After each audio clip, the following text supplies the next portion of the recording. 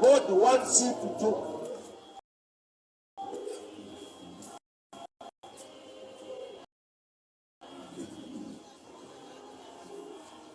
Ana na Penina, kane competition iri kumba, sebano walipabarika.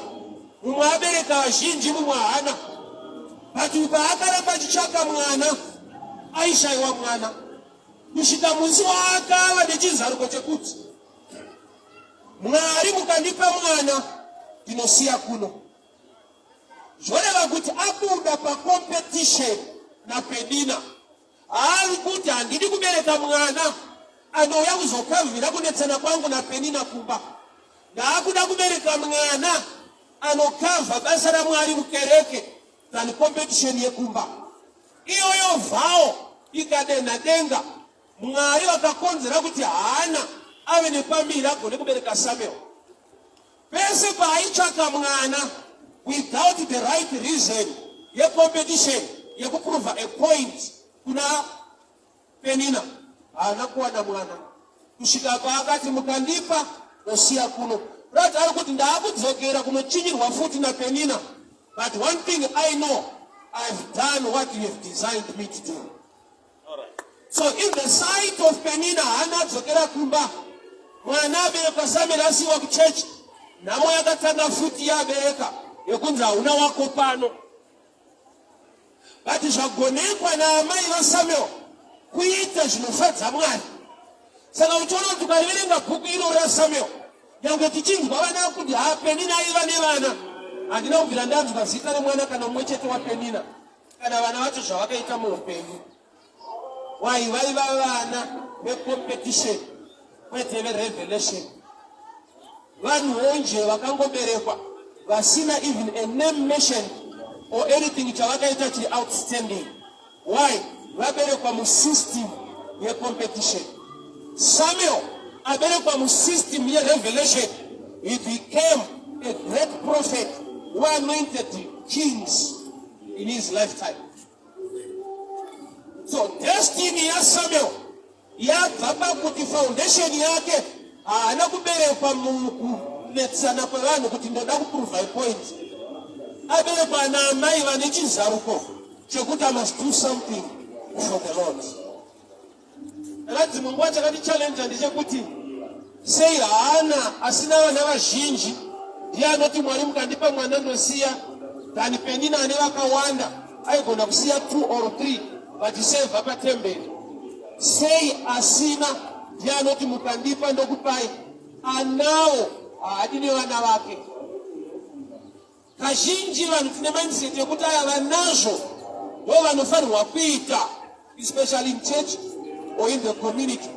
Ningida aita zvakati ane mari stereki mari asina kutenga mota akanherera. Pane nguva yekuti vanhu vasina vanodiscasa zvaifanirwa kuitwa nemari dzine vanhu vanadzo. Amene kana ndichinyepa pane makambozvizwa vanhu vachitaura so ndawesta mari nemari isanayo akatenga kana zvakati kana akadaka wakisa kana bridge kana road kumusha kwaanobva kana akaita chakati. Kazhinji vanhu vasina vanowana nguva yekudiscasa vashandisirwa angaitwe mari yevanhu vanadzo. Inecha yevanhu iyo. Penina vana anawo hopo, but pfungwa yekuti mwana wangu asevhe patemberi haimo mari. Kuchechi kwacho akasingaende aenda wobva aipinda pachechi yepashilo, but mari hamuna a heart towards the things of God. Sei nokuti iye paaibereka aingoti zvangu asi zvokutsamira kana kunamatira ndagara ndinobereka. Munhu wese paanova nepfungwa yekuti I'm doing this out of my intelligence, out of my connections, it's hard kuti asevhe Mwari. But anoziva kuti zvinhu zviri kuitika nokuti Mwari vakandiwanira nyasha anenge ane enough reason yekuunderstanda kuti without God handina chandingaite, so I need to give or to save God. Why? Nokuti zvese zviripo zvabva kuna Mwari. Chaunowana nesimba rako chinonetsa kuti upe Mwari, but Mwari chaanokuwanisa nenyasha dzake chinokusunda to please the one giving you. So tona hazvidi kuti munhu amanikidzirwe kuti pai Mwari tezvakati no. Munhu akava nekuunderstanda kuti zviri kuitika izvi hakusi kungwara kana kugona, Mwari wandiwanira nyasha it's easy for you to save the Lord. But kana usina kufungwa iwe, ndiko tikungwara kwangu, kulonga kwangu, iwe simba rangu nekugona kwangu nekukolekana kwangu, zvakaoma kuti uzofunga kuti Mwari. Because peso ungofunga kuti ndine zvandokuronga, ndine zvandokugona, ndine ma-connections angu ndinonomira neni. But asina vanhu vanomira naye asina ma-connections, akazviona zvaita, anoziva kuti ndiMwari. And kana aziva kuti ndiMwari, it's easy kuti ave nemoyo with the things of God. That's their competition. Where your competition is human nature. But you are ready to do that. Now we have so compete on anyone. Tagaya so complete. Chakanzi na mwari tite chakachikari wa matiri. Leo kuti ndikasiya zvakachikari wa mwari mandiri. Ndikanoita makupine wawe. Even ndikanovakonda. In the sight of God, I'm still a failure. Wani pata celebrate wa. Anota hakuna kabeli kwa nimukazi. Angadaike John the Baptist. Kuma profita esa kabeli kwa lewa katipanyika. Hakuna nodarika Johani. Yet ukataisa ministry ya John. Ina ma outstanding miracles than Elisha. Ukataisa ministry ya John. Ina ma outstanding prophecies or miracles than mama prophets.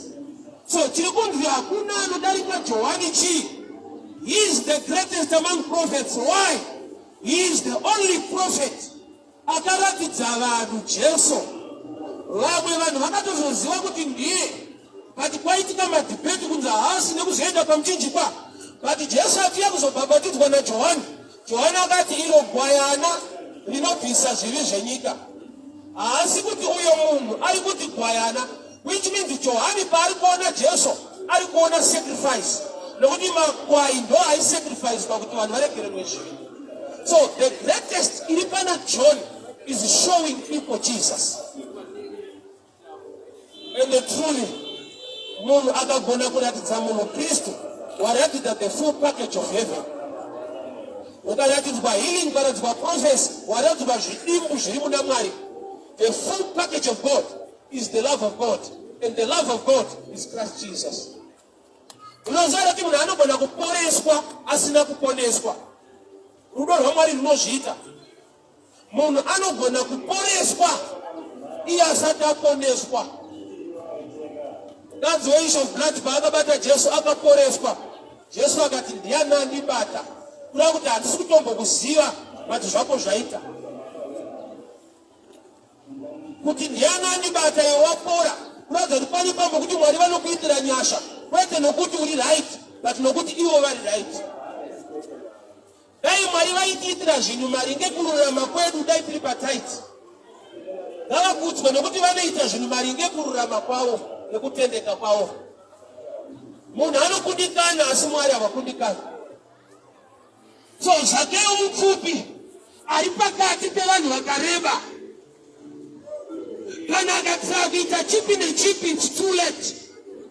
Mupfupi vamwe vake vakareba. So varefa havaimubloka, vaimudzivisa kuona Jesu. Chaakagona chii? Haana kuva kunegotiata navo, haana kuvachetera. Akabva pavari. Ndokumhanya mberi kwakundosvika kukwira pamuti. Chaagona azviseparata from competition. Yaazviona ega kuti nange ndikapikidza zvakadii hadiwine avarefu. There are times that people waste time. Nokupinda muma competitions are unnecessary. Why? Because you get a revelation of what you are supposed to do. Varefu vari kuona Jesu, Zakeo haasi kuona. But Zakeo wagoni wabva pavanhu ivavo. Ndokuenda mberi kwakundosvira kukwira mumuti wemuonde. Bhabha rinoti ari mumuti wemuonde Jesu akapfuura nepo. Jesu ndokubva atarisa mudenga. Haasi Zakeo ari kusvedza Jesu kuti ishe ndiri pano. Ndandakakumirirai. Jesu paari kupfuura nepo akatarisa mudenga. Chii chakonzera Jesu kutarisa mudenga ende muri mumuti muna Zakeo? Zvinoreva kuti ukabva mucompetition you are trapped iyo. Zakeo haana kuti ishe ndakubva pano ndakunomirira kumeru musazochinja road. Haana kubvunza kuti muri kuenda nekupi. Akabva parefu akamhanya akanokwira muti womuonde. Jesu ndokubva auya neikoko. Zvapachena kuti Jesu aitotsvaga Zakeo, yeti Zakeo aitsvaga Jesu. Nokuti Jesu paakasvika pane muti womuonde akatarisa mudenga, ndobva ati Zakeo buruka. Zvoreva kuti Jesu anga atone zita kudhara yemunhu haana kubvunza vanhu kuti konde dzipisa. But ukabva pacompetition unoita kuti anyatsokuziva kuti waakuda iye by revelation. Number 2, Zakeo akandokwira mumuti womuonde. Thank God I've been to that place, Jericho. Pandakaenda kuIsrael taigara pahoteli muJericho. It's a close place kubva area that tree. Muti hausisiko, but in the same place pakafenzwa vakadyara another fig tree. Muti haungararame makore ese wayasvika nhasi, but in that place pakafenzwa sokuJericho. Takasvikapo muti wakadyarwa ipapo is the same type of tree, but also the original tree wakakwirwa naZakeo. But I want to show you something. Zakeo ari kuzikanwa muJericho rese kuti mutadzi. Munhu paakatadzira Mwari kugadheni reEdheni wakandotora mashizha emuonde ndokubva apfeka. Zakeo nokuti mutadzi wakamhanya akanokwira mumuti wemuonde, tinoti mashizha emuonde ndokubva amuvhara. Mwari vachitsvaga Adhamu mugadheni reEdheni vakamuwana akapfeka mashizha emuonde nokuti atadza. Saka Jesu paakasvika pamuonde akaekita sababa vake nokuti nababa vake vari maari. Chakamupa kutarisa mudenga mumuti womuonde, anoziva kuti maonde ane tsika yekuvhara vatadzi.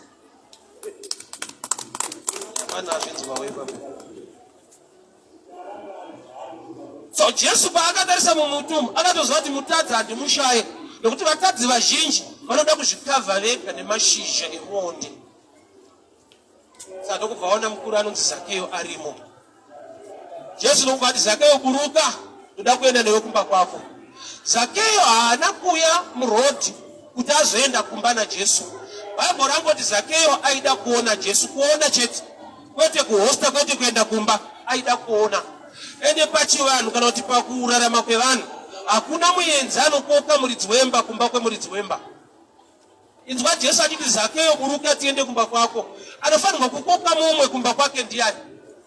Zakeo ndiye muridzi wemba kuJericho.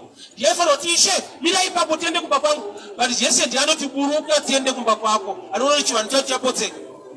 Aukoke muridzi wemba kumba kwake. Osangana neni mutaura kuti makadi mufundisi oti kasikai tiende kumba kwenyu. Ndinofanirwa kukuti angati ngosvikai kumba. Chapa Jesu kuti achinje order iyoyo is the type of tree yakakwirwa naZakeo. Muonde une nature yekuti mafruits acho kana achinzi anyatsoita anenge akatsvukira kunze, but mukati mune masvosve. Saka Jesu paari kuona Zakeo ari mumuonde, Zakeo haana kukwira mumuti spiritually, akakwira pane character yake. Kunze anoda kuona Jesu, mukati mumba akabamaridze vanhu.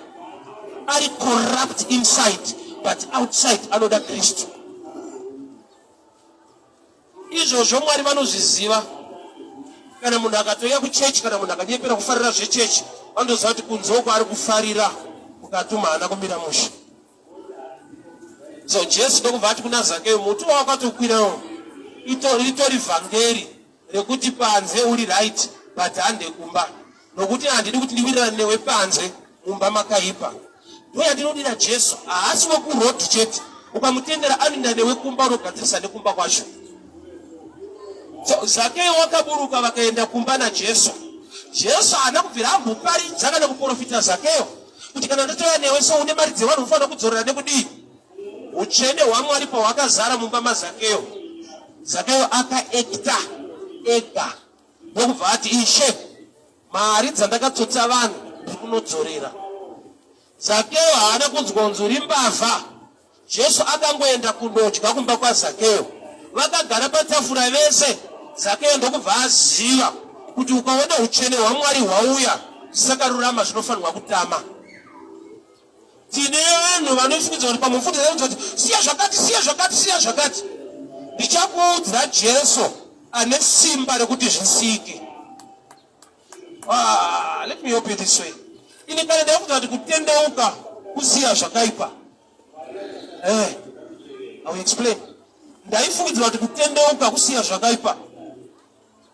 Lero ndikati tendeuka kana zvino kuti kusiya zvakaipa. Zvakureva kuti ndakukukonzeresa kuti usiye wega by choice. But ndikakuti uya kugamuchira Jesu, kana wagamuchira Jesu, ndiye anopa simba rekuti zviregeke. Baba, good thinking, munhu wese anoita zvakaipa haadi. Saka uchiona kana mbavha wasana nayo mustreet ukati Yesu tsotsi anotsamwa. Chifewo ukatochiti Yesu hure chinotobohikana kuti inda undidaro so. Iye achitondomira murodhi akashama usiku. Havadi. Chinototi vatozviita usiku, vanotonyarawo vanhu ufunge. Kwavari hazvina kutombonaka asi vanoita. Kuti thinking pachayo kana ikava smart haidarike a sinful nature because it's powered by a spirit. So kunonzi kutendeuka kutendeukira kuna Jesu. Iye okupa simba. I can demonstrate pachishona simoneka. Come my brother. Kata Bible rangu. Tarisa you. Right, what's your name? Forget. Right, forget tendeuka ndauti tendeuka. Forget pa tendeuka asiya ere zvakabata. Saka kutendeuka hakusi kusiya. Kutendeukira kuna Jesu anosisa. Problem yedu kana tichiparidza vanhu kutendeuka, taida tatanga asiya iye asina Jesu. Saka uchinzwa zhinji, kune dhimoni rakatakano, inenge reasoning so. Handidi kunyengedza Mwari, handiende kuchechi ndoziva zvinhu zvangu. Vakuru hauye kuchechi wasiya. Nokuti ukatoona uchigona kusiya wega usauye. NaJesu makatofanana. Mese mune power. Kunonzi kutendeuka kufuratira zvakaipa. Otaisa kuna Kristu. Anoita kuti uregere. Nokuti wega by choice. Zvakaipa haudi. But munyama mako mune simba rinorarama imomo rinokufosa. Ungagone kuita ndarobereka ndikutsanangurire musha. Thank you so much for getting. Iso mazuva ataenda kunzenza uko. Wapedza zvawaita zvese wagara kona mbedha wabata shayasu. Unyatsogaya kuti hapana zvandiri kuita. Hapana nozvaandastendera kuti kana wapedza unyatsonotaona zvari kuita. Magentlemen aripo paka. Unyatsokalkuleta kuti mari yacho kana kutenga mbudzi kumusha. Ukabereka. Wotozviudza wega kuti handidzoke futi. Hakuna here varume, let us be honest. Akamboti handidzoke futi akazodzoka. Tiriko. Ufunge wanyatsoona kuti aizvazvi batsire ndazvinandibasa rese handidzoke futi. Iyi Sunday kai. Woenda kumba kwako Monday. Wotambira Friday. Satani anobva auya mwana kuti achingopfuura tonotarisei. Hakuzotenda unoita zvezvi anoti hakungo just passing through. Unopuwa kachirungu kuti unofungidzira hapana kana problem. Passing through. Ozora through yacho inonetsa waiko.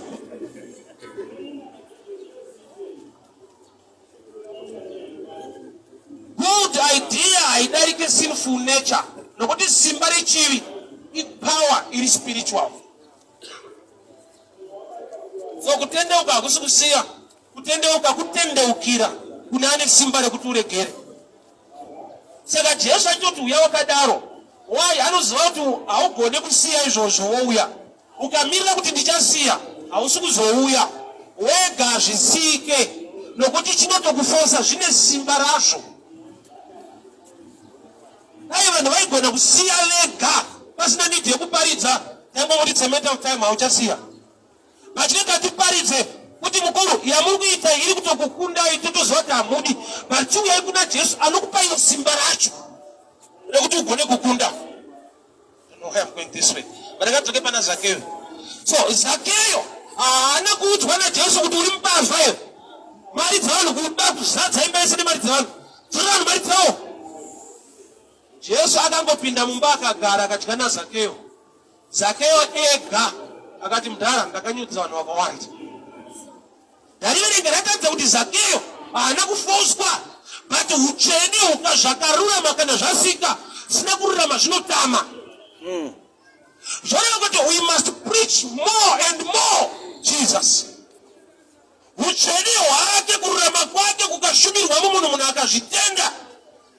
If it becomes automatic, kutikana zvakanaka zvazara, sina kunaka zvinobuda zvega.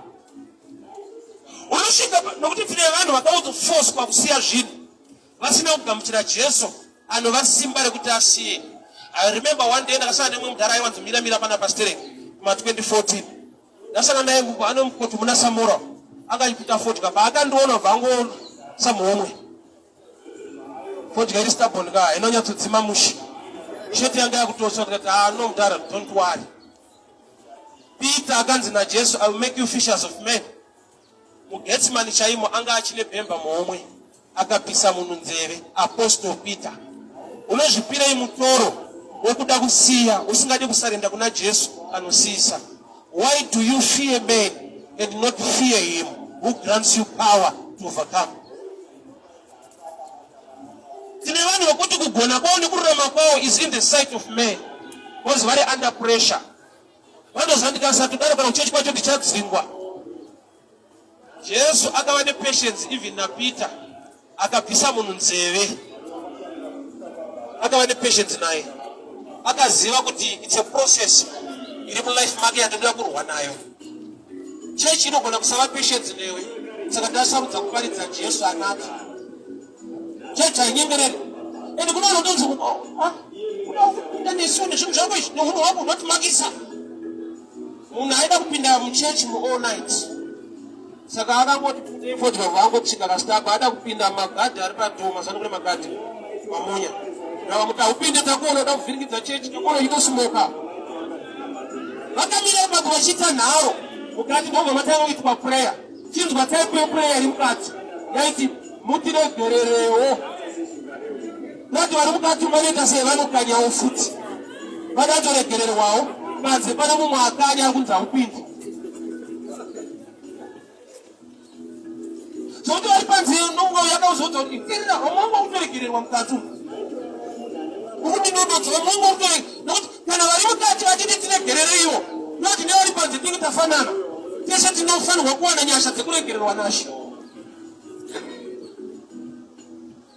So Zacchaeus haana chaakaudzwa.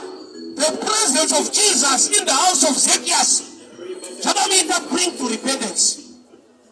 Varume uzhinji hwake mauri is to surrender to him.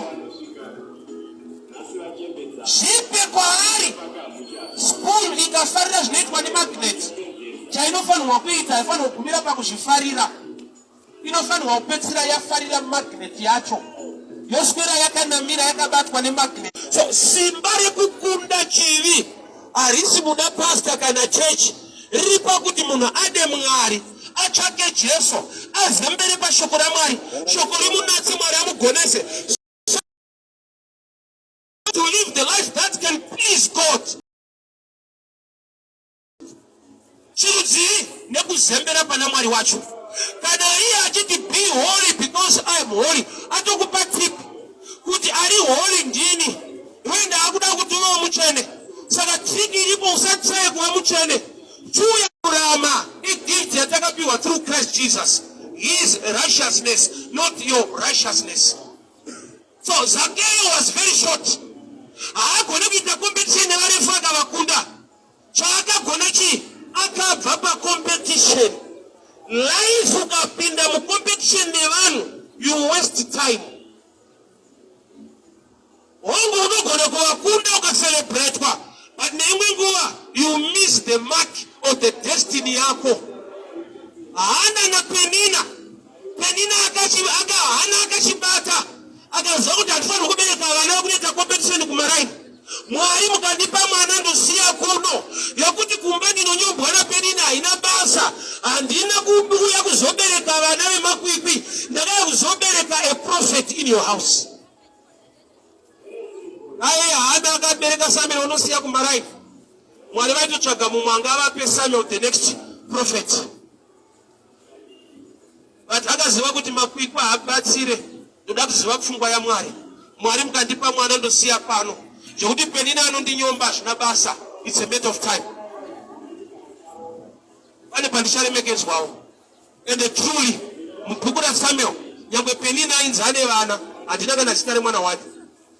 Kana kunzwa kuti vana vaPenina vaita nezveikana vakava vanhu nje, ordinary people, vana vaberekerwa competition kwete revelation.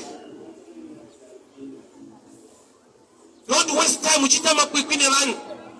Saona kuti vazhinji vedu run out of patience mukunamata. Waiteti tikaona ningi tonamata tese batida Mwari zvangu zvanonoka zvauyu zvaita zvikazodii. Mwari akakonzera kuti Paul na Silas varumbidza. Acts 16:25. Cheni tidone masuwa avhuriki paite earthquake. He is the same God of Joseph akamutendera kugara mujere for 2 years. And the Lord was with Joseph. Dai pakaya nevhangeri kuti mfana ukarumbidza unopabuda usiku chaiwo. Aifira muworship asingabude. Destiny ya Joseph ndeyekuti ave the next of the king in Egypt. Saka anobuda kana mambo varota kuti vamupe position. But Paul na Silas havana chiroto chavoda kuinterpreta, havana mission yavoda kundoparidza somewhere 2 days to come. So Mwari ari kushanda according to the program yaakaisa muvanhu vake. Vese vakapinda mujeri, wamwe Joseph 2 years, Paul na Silas 24 hours. Same God.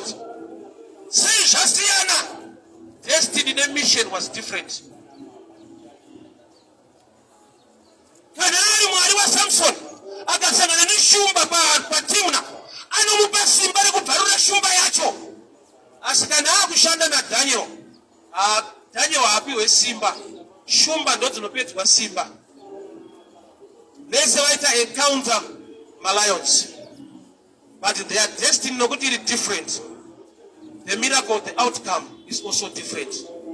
Why are you worried? Kuti yaita imba indisati. Saka ndofunga handisi kunamata sereki, ndofunga kwatonamata hakuna power. Pida kuchinja chechi yacho. Prophet wacho was serious. Avanopinda kwakati. Wasana mutaura kuti ukapinda paida uitika na gore chairo.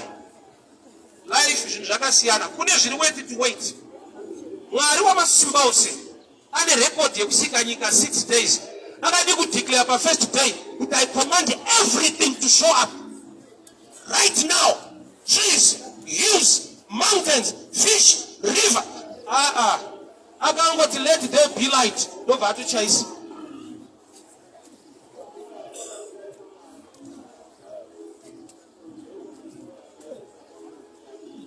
Kushika 6th day. A powerful God, yet taking his time. Mwari akashanyira Abraham na Sarah.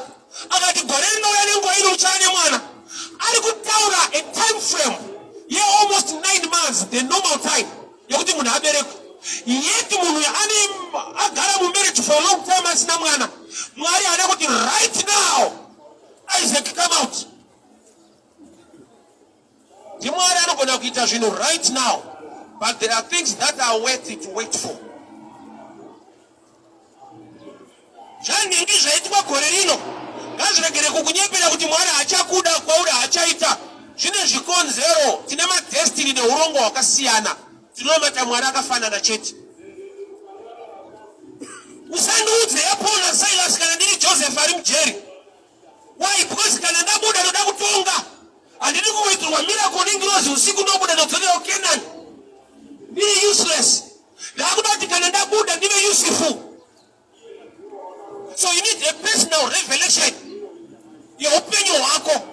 Uregere kupinda pacompetition nekurwadziwa. Nekuti vamwe vane bitterness nemakuropafadzwa kwavamwe vanhu. Nekuti vanenge vachiti tunamata tese takafanana one, takati tinotsanya tese tinoita sei Mwari wacho tanga hachandida sei zvangu zvinenge zvanonoka. He knows where he's taking you to. Saka zvakaiva kana uri mupfupi. Don't worry neministry yekuti hai tinozodai ukadya zvakati unoreba. There is a tree ahead of you. Move away from competition. There is a sycamore tree ahead of you that will give you a better position. And the tree I'm talking about is the gospel of the kingdom. Ukapinda mushoko raMwari, Mwari unokupa patience, unokupa kunzwisisa. God's time is the best for you. Kune zvandinotoona zvanoitana nemushamwari yangu kuti dai Mwari vakatipa zvinhu izvi tichiri kusaido aitakatofa. Why? Because ability to manage zvinhu izvozvo tatisina. Mwana wako unomuda. But kana pamba pane musikana webasa. Mwana wako ane 3 years aripo. Waunosira makindi yani. Waunosira ati hana pamba ndiani. Kurata uchaita zveropa wakuita zvematurity. Nyango uri mwana waMwari, maturity matters most in many areas of life. Ukafungidzira kuti blessing yauri kuda ndochinhu 1 chauri kuda. Chimwe chinhu chaunofanira kunyanyoda uvepo waMwari mublessing iyoyo. Because imwe blessing it threat to kill you. Satana ekunetsa usina motikari kana wane mota ane mukana wemaaccident akawanda kudarika uchifamba netsoka. Nokuti mahedhi waunofamba netsoka ndeyongoti sorry what man. Emota rufu. We are hearing me now. Ani uno mahedhi wauna uri kuita mutauni muchitumana vanhu. Mwaratozati kana uchiri kudhumana nevanhu imbomira. That's a joke. That's a joke.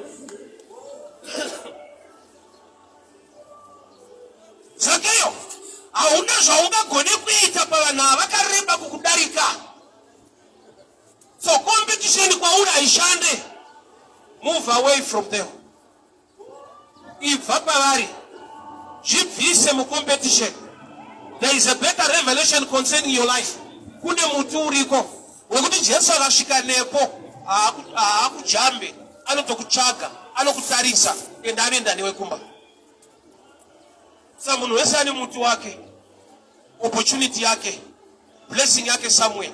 But the most of the times tiri pamakwikwi nevanhu. Ende dzimwe nguva ndakati kukunda mumwe munhu. Ndakambofara ndaita number 23 kuchikoro. Baba wangu afunda ndapasa asvika nditonyemwerera. Zonzasi ma results are right ndakunda same at 25. 23 na 25 madofu ari kuitirana noise. But kune dofu rinonzwa kuti better. Ndinda mukunda. Kukunda ninge haisi guarantee yekuti you are successful. Success kuziva your destiny and what God wants you to do. And the blessing yako yakavigwa muzvinhu zvawakanzi naMwari kuita. Saka hakuna mwana wefish anoita malessons eswimming. In nature, kana wapinda muzvinhu zvawakanzi naMwari ndezvako zvinoflowa easily. God bless you. That's my prayer. Hama dzangu ndinzwe zvakanaka. Penina ane competition na Hana. Hana makore mazhinji achinamata pachechi asina mwana. Chii chaishaisa mbereko iye achinamata kuna Mwari anonzwa. Indau yekuti anga akabatwa necompetition kuti ndikangoitawo mwana. Penina achanyanya kuzviona achabata shuwa ndikaita mwana. Kusvika musi wakataiwa competition pasite. Mwari mukadipa mwana andichana naye kuna Penina kumaraino. Ndikutosiya kuno. Ndoda kudzokera futi kucompetition kwane ndiri loser but mukingdom yaMwari ndiri champion. Beta vakuti dofu kunyika uchifadza Mwari akakusika. Beta vakuti una zvaunogona una zvaunoziva uchiita kuda kwaMwari kune chekuita nedestiny yako. Penina akatomirira kuti kana wabva kuchechu chatuma mwana wanyu zvako zvongosiya vana kuchechu. Saka muzwana nemindset kuti chechi yakakupinda. Kumusha usati wavaka mukungavakiswa kuchechi ikoko. There are people who are good but they are not godly. Beware of good people who are not godly. Itype yevanhu vakambofamba naJona. Vanhu vanga vari posterek. Jona akatopiwa pekurara. Ari prophet. Vanhu vakatanga kukanda zvavakakanda. Shuwa mupfungwa mavo zvokuti pane kurema kurimo vanga vanako. But vane kurema in kgs. Vasina kurema in revelation and I explain. Zvese zvakaburitswa mubhodhi zvanga zvisingareme kudarika Jona. Because ukatarisa Jona according to destiny yake, he is supposed to go and preach to a city. So ukatarisa Jona, you are looking at a lot of people. Jona ukamutarisa hasi munhu vanhu. Why nokuti Mwari vanozvati kupona kweNinevha kuri muna tsano Jona. Kana Ninevha ine 40,000 people, mukangotakura Jona matakura 40,000 kgs. Saka mukatanga kurerutsa zvinhu in kgs musina revelation munoburitsa zvakairuka muchisiya chinorema. Yeti chinorema chacho ukachisimudza hachireme asi spiritually wochiri kurema nokuti chakatakura upenyu hweguta reNinevha.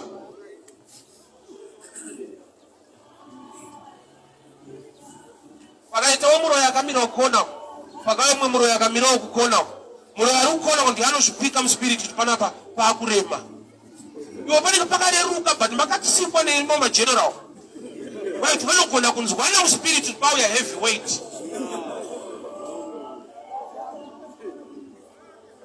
so Hana na Penina competition iri pari yaida kuti mumwe amise destiny yake.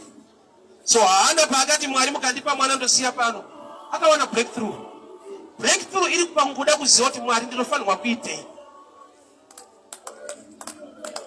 Hana anakubatwa musoro kutaura deliverance ivane mwana change your mindset. Mwari mukandipa mwana ndosiya ndaitaura ndine zuru mari mwezuru kuti kana wapinda muprayer zvaunotaura haisi nyaya yasitereki.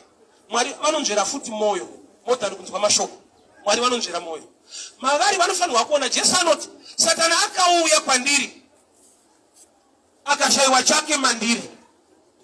Zvadai Satana akauya akaona muine chake aiwana a right to attack. But akaona musina chake anoona kuti hamuna changu rega ndibve. Which means Mwari vanofanirwa kuti vakakutarisa vamboona uchawo. Vakadzi vanozviunderstand kana mukadzi ane nhumbu vanhu kuti kuema but nyaya iripo ndeyekuti chese chaanotaura kuti tete mundonzira zvakati inopa murume kuzviunderstanda kuziva kuti haasiriye iye ari kushandiswa kutaura nezvangu zviri mari.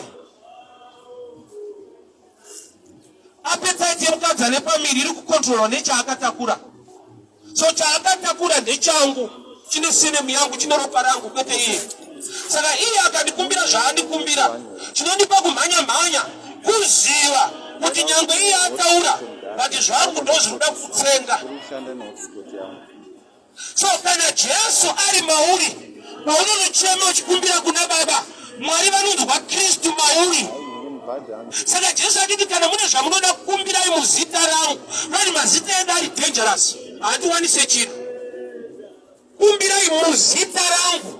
Zvoreva kuti Baba vanofanirwa kuti vakatarisa voona Jesu vonzwa shanje nekurwadzirwa mwana wavo ari mauri. Saka Hana akati Mwari mukandipa mwana ndosiya pano atoisa Mwari pakona kuti mimi kana muchitodawo mufundisi mukazotoshanda neni matonyura Penina hachaidzo 6 vana hapana ari pachechi. Mwari mukandipa mwana ndosiya pano Mwari watononditatuwana opportunity yokuti ndiwaneone a next prophet pacheche pashilo. And the other thing chakamubatsira was an insult. Baba roti wakanamata akaita sekunge hachaburitsa mazwi.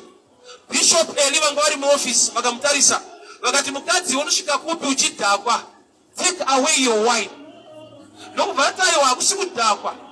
Saka iye paanozoti Mwari mukandipa mwana ndosiya pano ari kuti Mwari pane zvandaona pandashaudwa ndichinamata kuti instead yekuti mufundisi vatikurudzire kunamata vari kutotituka. Saka kwaane problem kuchechi hakusina pastor. Saka Mwari mukandipa mwana ndokupaiwo pastor because matopa tight. Pastor wenyu akungoshaudha vanhu.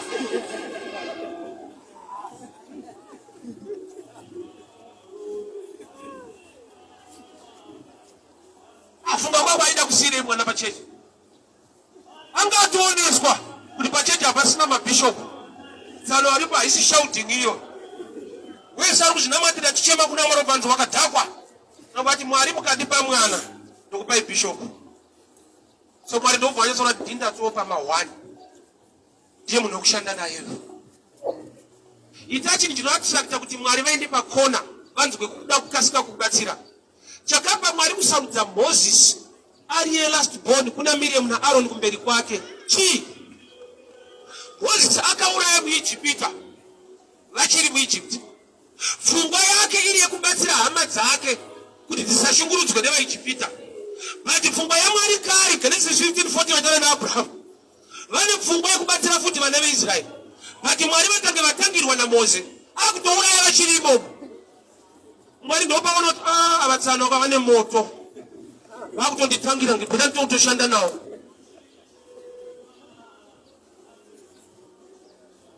Akauraya muIjipita akanzi Medhara akatiza.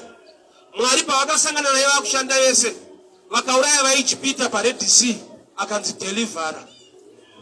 Ukashanda naMwari wapinda. ukashanda wega unopinda mubhizi nevanhu. The same man ideas that in the Medara, Miashatambata became a deliverer of the God's people. Competition, I never know shitsa. In nature, one, Vunzamari Tindoite. Not Unozara Timon, I can watch a cat to eat some money. I need a wishes. But another revelation of this need some money way. Was Ulukona Kitas, look at what the Wachita Mario Rekina Kita. Open some of them showing at the post, those are looked at. It's more than Kungo Ita Jojo. Whenever one in Yasham area, you can also Yasha in a certain area. Ugare Geragita Junis, I see Mosha. You wisdom, you are not called to do that. John the Baptist, I got Zirayashe. A voice that cried in the wilderness, preparing the way for the Lord. He is not the Lord. He is preparing the way. Problem again, every Jesus auya, out of our routine by a day. I could continue foot. He prepare a way. Jesus auya, but every time Suduruke, actually more way. I was a fake example. Chikatapila, or Chigreta, you know, Katsra, Sango Chipaza, Kutipai Tara. Kana tara ya wako chino takurwa mugonyeti oiswa mcheka muchuku chonzi abnormal hicho chakakonzera normal but kana normal yaripo chikatsika ya abnormal achibvumirwe. So danger ya John yenda kuramba uri mu picture yo waintroduce chikomba chacho to an extent yokuti even John paakashika pakufa aitowa nevadzidzi Bible not paakadamburwa musoro vadzidzi vake vakazotora mutumbi wake. Ende pavadzidzi vaJohani ndine problem one nokuti Johani akataura achiti handisirini kuna ari kuuya handigone kusunga tambo yebhutsu dzake, but kune vanhu vakayarirwa Johani achiti handisirini, but vakaenda kunoita vadzidzi vaJohani ari kuti handisirini. Kunodzidza kumunhu ari kuti handisirini iwotara toda kupinda ikoko kusiri ikweko. Osa mweya wokurasika une nharo. John 4:24, Baba roti mwari mweya anonamatwa mumweya nemuzvokwadi. Mwari mweya yopinda inoti yeda isi mweya ichida kunamata mwari mweya anonamatwa mumweya yopinda isiri yemweya unonzwa kuti it's okay. Unonzwa kuti hausi kuvharwa but wakavharika. Let's be honest. Because vatakuudza kuti haisi yemweya yobva warivhura robva ati asi mwari wacho mweya anonamatwa mumweya yopinda isiri yemweya. Unonzwa kuti mwari pane zvaachatiitira. Bhaibheri rangu harirambidze kufunga, rinorambidza kufunganya. Rinoti do not worry, hariti do not think. Thinking chimwe chinhu chinokubatsira kuti uzvisunungure pazvinhu zvaunogona kusungirirwa nekuti wadzishandisa. Scripture painotaura pamusoro pekufunga, painoti musafunganya, inoti ngawani shiri dzedenga hadzirimi asi dzinodya. Zvoda kuti kana wakushandisa pfungwa thinking, unotoziva kuti vhesi iyoyi haitauri nyaya yangu, iri kutaura zveshiri isina maoko, isina munda. Ini yangu vhesi iriko inoti kudii inoropafadza kubata kwemaoko. Iwe nenungo wobva wakota peshiri kuti hadzirimi asi dzinodya, unofa. Tichakuuraya kushayiwa thinking. Chinhu mind chiri so powerful, chiri so divine. Zvinhu zvese zvori kuona zviri kuyevedza munyika, mabuilding yese, motikari, maspika, haisi creation, hazvina kusikwa izvi. I-thinking. Munhu akasikwa ndiye akafunga kuvaka izvi. Mwari haana kusika building iyi, vakasika munhu akaita izvi. Kuda kuti pfungwa yemunhu iri dangerous. Satani chakatomupa kuita Satani haana kupindwa nedhimoni, nokuti kwakusina madhimoni acho. Sei akava Satani?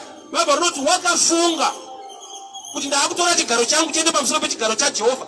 Thinking ndo yakamuita devil, kwete dhimoni. Kurati dhimoni riri lesser power than thinking. Kana Satani ari mukuru wemadhimoni, Satani wacho haana kuva nedhimoni kuti ave Satani, akafunga. Kurati kufunga kune power darika dhimoni. Nokuti kana usingafunge madhimoni anotemba newe kuti hauiti nayo.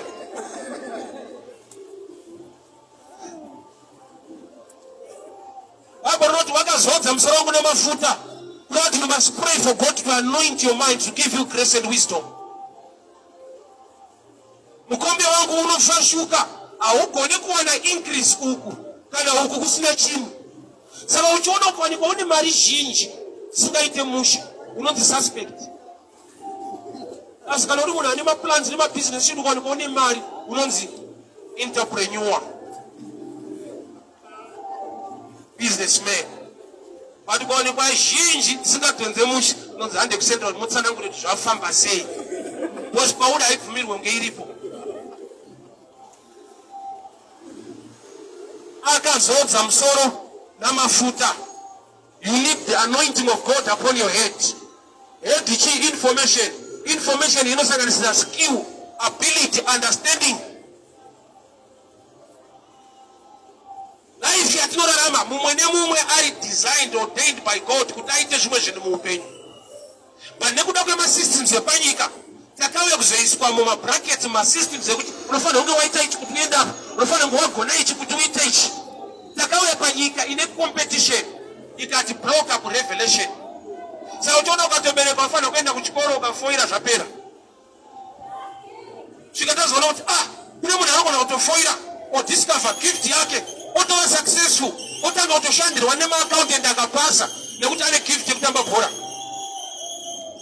But the system yedu especially colonization kuAfrica takangoudzwa kunzi kungoberekwa kuchikoro ukashaya 5 O levels zvapera walebhara amene kwauchapinda ikoko.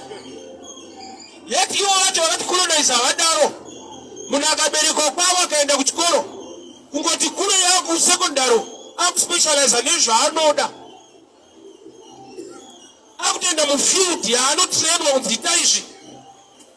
Vana vemafama vese vaigara muno muZimbabwe hakuna wakaona akaita rombe nekuda kwekuti izvi dai vanga vasingagone kuchikoro. Paholiday nedzimwe nguva baba vake vaimugadzika pasaidi petractor vati ndokurima kurima fodya ndokudii, anobva ava next farmer. Vana vemaindia muno mahone vachimbeya vachitonge marombe havadaro. Wai baba wake paari kuita shopa kanouya kari kadiki katochaisa kuchikoro kumafoni kona kari kushopa kachiona kuti zviri kutengeswa sei. It's a system yaanobuilda yekuti hakuna anoita rombe. Why anotrainwa a profession yekuti upenyu hwake huite mushe. Isa hakuna profession yatinobata nezvayo ukafoira form 4 chechayo takamanikidzwa takaiswa pakona. So uchiona it's hard. Ndakati munamato wekuAfrica kazhinji ndirozi it's easy kuti dzidzize kuti munamato ndewekuAfrica. Munamato wekuAfrica usiwo kuti ndoda kuita basa ndokuda kutopinda basa. Hakuna anoda kuita zvinhu totoda kutoitiswawo pazviri kuitwa. Nozvishuwo zvedu kuti kana vavhura tipindewo ishe tiwanire nyasha tipinde. Hapana kuti Mwari ndoda kuvhurawo ndoda kuita. We don't believe in that. Kuti ndingaite chinhu. Why? Because pavakati colonizer vakaisa that mindset matiri. I always tell people this. It's easy kufighta munhu physically kuti uri kundioppressa. But kana akakubhita pathinking kuzomufighta mentally it takes years. Makore asingaite. Murungu atakarwa naye nepfuta achitidzvanyirira. Ibva pano uri kutibatirira, ibva pano uri kutibatirira. Abuda tasara tega. Teta akunyora tsamba kuti you can come. We are free. We are invested. The same investor is the same oppressor. A different name. Why? Because mentally hatina independence. We are still captured. We are still under them. Outside, tiripo etine breka kwana tinotofara todi. Batega tinotoza tiripa muhanda vauya. This system yavakadyara matiri yatoda kutorumuru wao. Ai Mwari atibatsire seAfrica sevanhu vatema. Tava nepfungwa nekuziva kuti we are wonderfully and fearfully made. We can do things. By the grace of God, we can do things. Ana naIshmael vari murenje vachichema nenyota. Bible rinoti Mwari ngirozi yakati kuna Haga, regera kuchema Mwari vanzwa kuchema kwemwana. Mwari kana manzwa kuchema kwemwana munotaurira ina amai vamusina kunzwa. Isaini yekuti chaida kuitwa naMwari chichiitirwa mwana chakakura kumwana haagone kushanda nacho. Wada kuratidza tsime mwana kutsime anowira mutsime akafa. Saka Mwari vanotaura naamai vanogona kuchera mvura mutsime vachipa mwana. Anzwikwa kuchema mwana ari kuvhurwa meso kuti aone tsime ndaamai, which means it takes maturity kana wachema to receive from God. Tears are not enough without knowledge. And we believe in miracles. Ukatoya ndikakunamatira ndikatodeclare from today andita ushande ndikutaura nyasha.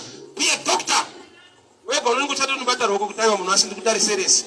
You know kuti on the ground pasina kana demon azviti. Iwe chitendo chasi Mwari vanitashamisha.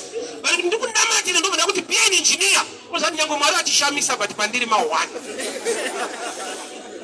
Let's be honest.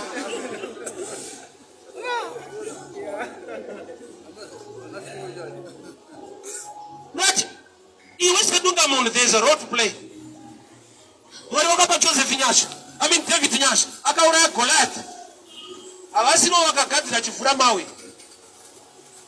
Chakagadzirwa naDavid. Vakamupa nyasha dzekuuraya Goliath nechifura mawe chaakagadzira. Samubvunzo wobva wati, na Goliath wakafesana naye, where is your sling? I know you got faith, but where is your sling? Moses akawarirwa nyasha naMwari akararama mumvura muNile River. Nyasha dzakamuchengeta ari mubasket rakarukwa naamai vake. Kwete nengirozi. Where is your basket? Rako basket ringashikira ropafadzo yako ripi? Play as a man.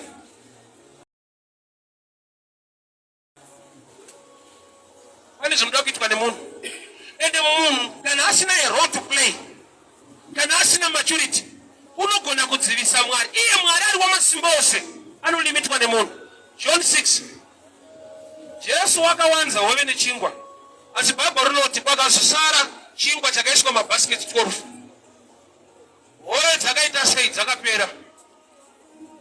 Pandakaniverenga rakati akawanza hove nechingwa, asi chakasara chingwa. Ndaita mvudzo chinonyanya kunaka fish kana kuti starch chingwa ichi. Unotaura kuti fish kumberi. Kana pama nutrients fish dziri nani pane starch. But indazvo starch zvichisara zvichiwanda, fish dzichipera. Iye ari Jesu wamasimba ose. Inda hove dzine nharo. Ukaita research yakanaka, uchaona kuti chakalimita kuwanda kwefish itype yevanhu vanzi naJesu govera yevanhu. Vakatorwa kupi varuma kuraura. Saka fish bonga akangozva kuti kune mabhasiketi asara, munomushaya panzvimbo. Saka Jesu kuchengeta vadzidzi kumboti fish imbomira kuwanda. Saka chona pane zvimwe zvekuti Mwari havazviwanze. Zviwande vantoza zvikawanda kunamata kwako unopedzisira kutoita kubvunzwa kuti tiripinda tese. Unotoziva kuti area ikangoita mushe panzvimbo haubatike. Saka kuri kuwanda chingwa, fish hakuna. Mari haiwande, but haufe nenzara. Dai Mwari andipa mari yakawanda, iyo kusafa nenzara kuri kuwanzwa unzi ungodya chete. Bozi ikatowanda iriyo kana kumba urari. Osapamba kuti unofuna turi kuzvibata wakabatwa nesituation. Bozi kanyatsotambanuka chaiyo hausi munhu wokujaidza. Kune munhu ane problem inozongooneka kana imwe problem yapera. But Mwari wedu mani nokuti unoziva zviri mberi. Murume akanamatirwa naJesu ari bofu akabvunzwa zviri kuonei, akati vanhu kunge miti, akanamatirwa futi. Jesu anongoti kahwani kuna Lazarus come out. Munhu mupenyu akanamatirwa katuta nechituna. Uri kuonei vanhu kunge miti, another touch. Kurati murume agara aine problem yemaonero, but yanga yakavigwa nekusaona. Ari pato iri papanapa. Unodada zvakavigwa nekushaya.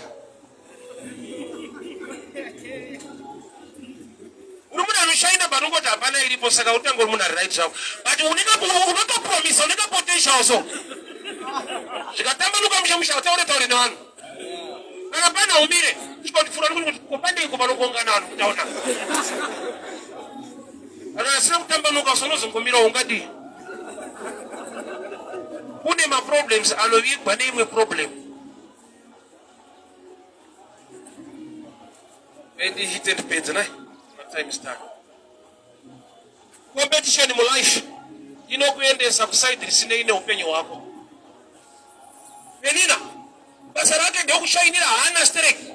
Hana ndio kuvachibata akati mwalimu kandipa mwana ndiende naye kumpa andidi show off andidi kuprove point kuna penina. Tosiya kuno. Kwa ukasiya kuno nonutuma mwana wanu. Naruda titese different vana vari useless. Ini mukandipa mwana ndosiya kuno, I want to bring forth a prophet. Competition inokuisa muzvinhu zvisine ine destiny yako. Because wamwe vakatoda iso zvikaita, wamwe vakada iso zvikaita, wamwe vakatoenda kusouth zvatoita somuda, pasipoti yangu chibuda ndatoendawo. It's why we are not designed to look for green pastures. The Lord is my shepherd, he leads me. So I'm designed to look for the shepherd who can lead me. And this is designed kutsvaga mafuro. Ndiri designed kuteerera mufudzi anondiendesa kune mafuro. Lot akambotsvaga mafuro. Akatona kwakasvibira, Genesis 19. Akaenda ikoko. Bhaibheri rinoti kuguma kwenyaya akabuda ikoko achimhanya ari bhatura asina kana chinhu. Vachakamuendesa towards Sodom. The place was good.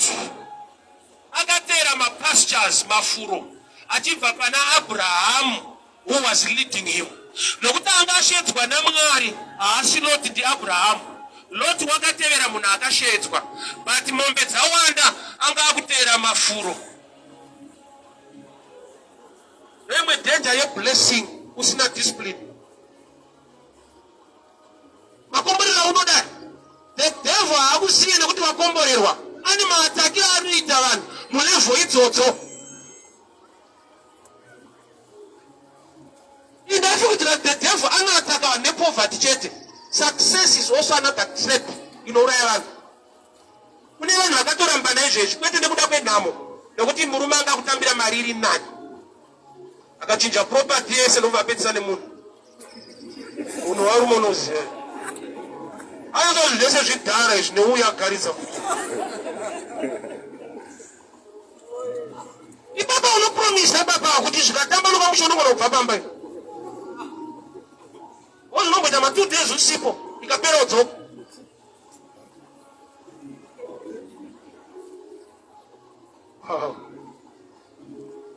Competition inature yevanhu. Mwari ngaakurumure akupe revelation. Uzive zvaunofanirwa kuita nekwaunofanirwa kuenda nezvaunofanirwa kubata. Life hatisi designed kukopa vamwe. We are designed to learn from others, not to copy them. Chirungu icho chinzwise musha. To learn kudzidza, to copy kungotedzera zvaita. Isu tiri designed to learn. Kana tadzidza toziva zvatinofanirwa kuita. Kukopa kune problem one. Kunourayisa, and I'll give you a scripture. Chakaita kuti pana meti 2 Herode adambure vana vese musoro wanga waberekwa muBethlehem.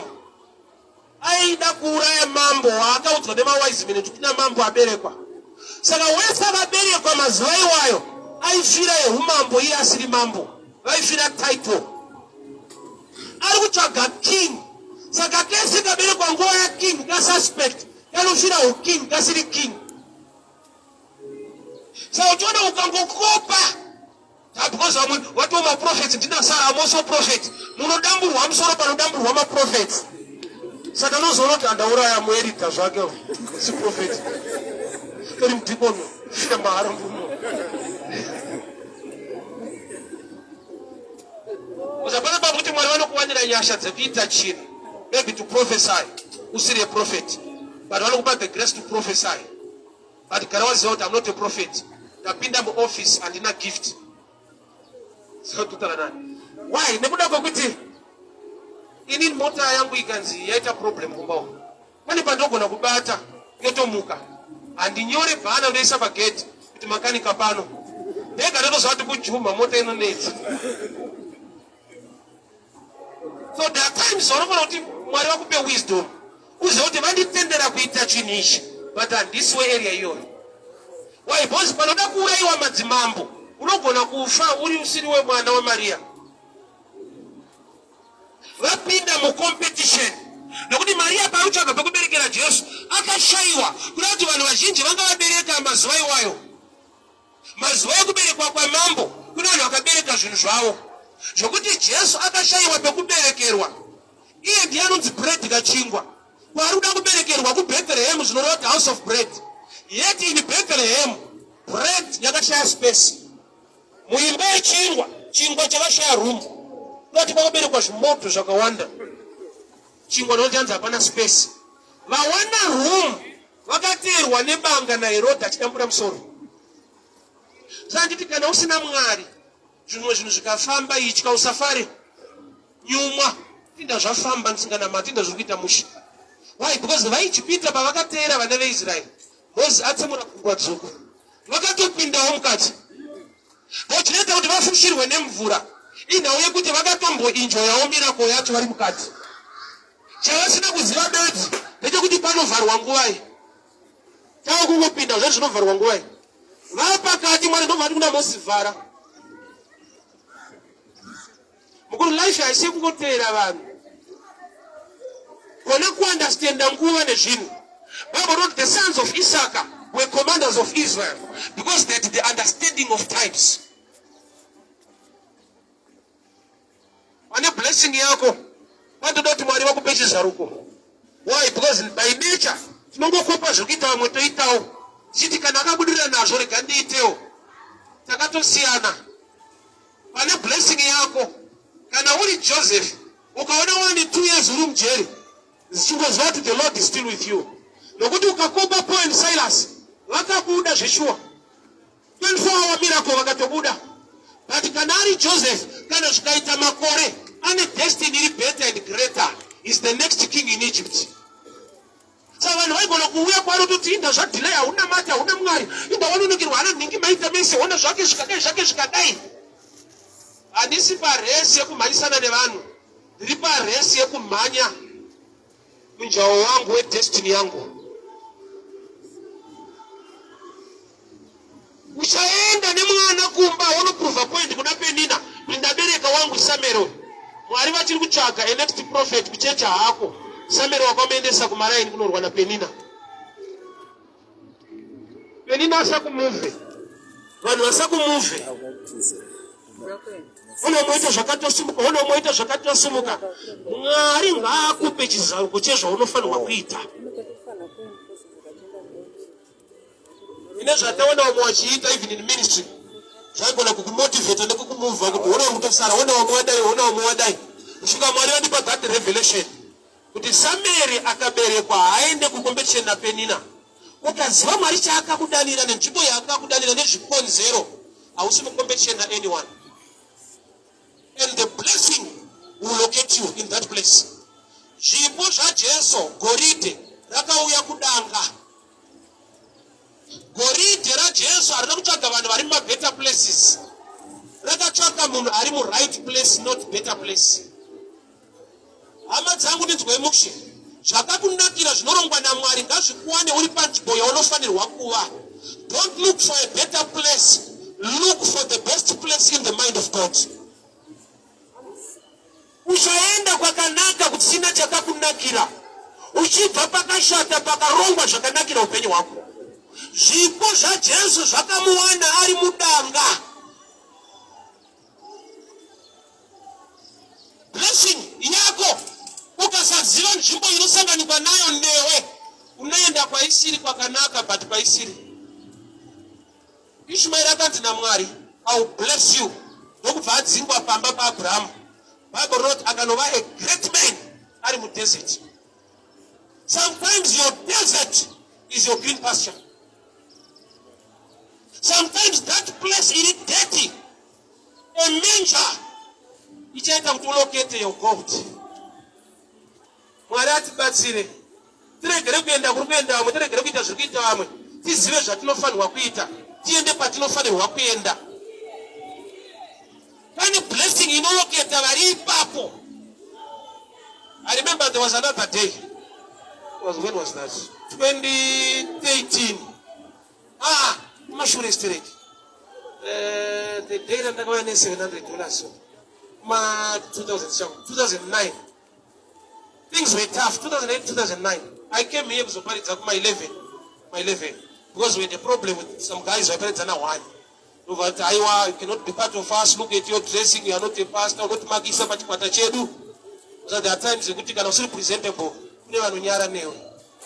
So they kicked me out. I'll just come and minister for my 11. So Banana is a minister for my 11. Then came another man from Marundira. Don't Vauya Kamirapa. That what depends on he called me beside and I have come all the way from Marundira. And the Mariandipa a message for you. My name, don't worry. This is the message. Over 700 US. Panama. 700 US. Panama. Went to church, went to conference. Road, street, 11. That's Zimbabwe 1.